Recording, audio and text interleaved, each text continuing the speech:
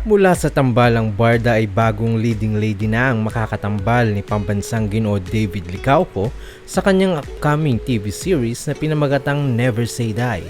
Dahil makakasama niya rito si Jillian Ward sa isang maaksyong teleserye na mapapanood soon sa GMA Prime.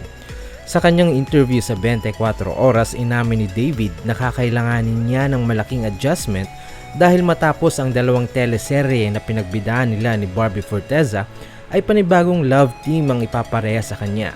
Ganon pa man, masaya si David dahil sa pagkakaroon ng bagong partner daw niya matitest ang galing niya bilang aktor. Sa kabilang banda, excited naman si Jillian sa mga bagong matututunan niya mula sa kanyang leading man na si David. Nangako rin siya na ibibigay niya ang best niya sa bagong project na ipinagkatiwala sa kanya ng GMA Network. Makakasama nila Jillian at David sa naturang palabas ang South Korean actor na si Kim Ji-soo na una nang nakasama ni Jillian sa Abot Kamay na Pangarap. Parte rin ng cast sina Raymart Santiago, Richard Yap, Rahil Birria, Angelo De Leon, Annalyn Baro at Wendell Ramos. Samantalang Pulang Araw director na si Dominic Zapata naman ang hahawak sa palabas. Huling napanood si David sa period drama na Pulang Araw, samantalang huli namang bumida si Jillian sa romantic comedy series na My Ilonggo Girl.